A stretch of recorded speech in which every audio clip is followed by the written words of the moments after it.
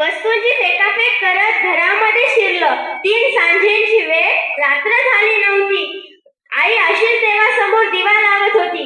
जगासमोर जे चाललं नव्हतं ते घरामध्ये चाललं. लेकरू जे बाहेरचे बोलता येत नव्हतं ते लेकरू आई समोर बोललं. म्हणालं, खोटारडी आहेस तू, खोट्या मार्गावर चाललीस तू, माझ्याशी आजपर्यंत खोटच बोललेलीस. आशीर्वाद देताना काय म्हणतेस, माझं कधीच काही अडणार नाही आणि माझ्या बाबतीत मुळीच कोणी काही वाईट बोलणार नाही. त्याला काय म्हणायचं हे आईच्या लक्षात आलं. आईने त्याला घोटभर पाणी दिलं आणि विचारलं, सांग तुला काय झालं. तो म्हणाला, आई, लोक विचित्र झालीत फार, सतत माझ्यावरती खात असतात सतत माझ्यावरती खात असतात. त्यांच्या त्या अस्वस्थ नजरा मला कळतात. जाणवतं मला ते माझ्यावर खूप जळतात. त्यांच्या त्या अस्वस्थ नजरा जाणवतं मला ते माझ्यावर खूप जळतात. मी पुढे जातोय, त्यांच्या पोटात काय येते कळ. आई म्हणाली, बाळा, मी तुला तुझा त्रास विचारला, पण मात्र तू मला त्यांचा त्रास सांगितला.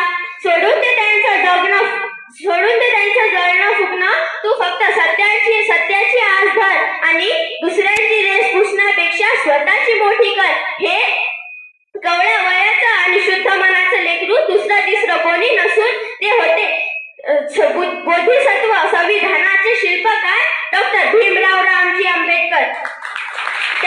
आणि त्यांचा आज महापरिनिर्वाण दिन. त्यांच्या महापरिनिर्वाण दिनाबद्दल निमित्त मी ईश्वरी प्रशांत शिंदे विनम्र अभिवादन करते. कोई चिल्ला कर चला गया, कोई चीख कर चला गया, कोई चिल्ला कर चला गया, कोई चीख कर चला गया.